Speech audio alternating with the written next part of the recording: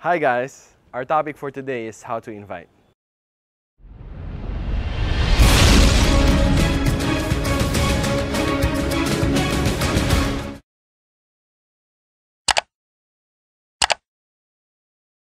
This is one of the basics in building our networking business. Very important matutunan ang how to invite. Dahil kung wala tayong ma-invite, wala tayong magiging business partners. Wala namang perfect way kung paano mag-invite. Bibigyan ko lang kayo ng simple guidelines kung ano yung mga na-try ko na. And the magic line is, tara, punta tayo sa birthday. Mag-date tayo. Samahan mo ako mag-malling. Mag-apply tayo ng trabaho.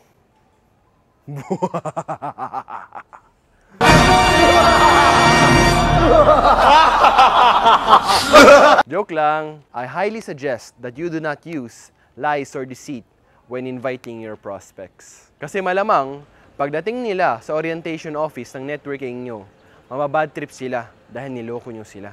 Huwag ka rin magbabanggit ng words na networking, recruit, upline, downline, or prospect.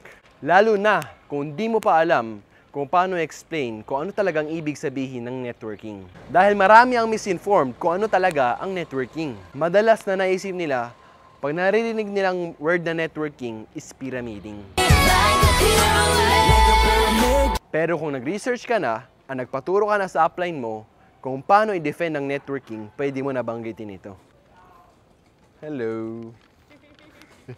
Ang pinaka-simple na effective rin gamitin ay ang FORM method.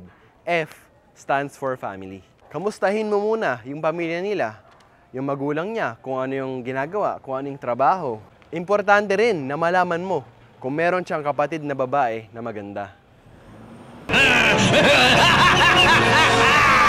O stands for occupation. Kamustahin mo yung trabaho niya, ilang years na siya nag-work, previous job experience, or yung future plans niya. Ganda rin, itanong mo kung ano yung pinakamahirap na part sa trabaho niya.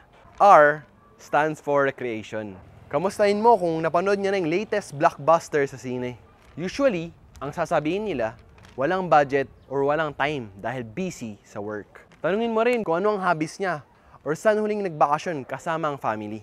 M stands for message. Matapos mo siyang tanungin ng mga bagay-bagay sa buhay niya, by now, nakwento niya na sa'yo yung mga current challenges sa buhay niya. So, ang maganda mong gawin ay tanungin siya.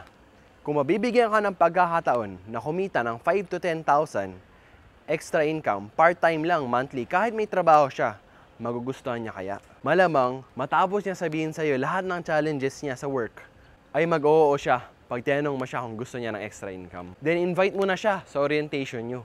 Marami pa pong ways sa pag-invite, pero yung basics po muna ang tinuro ko.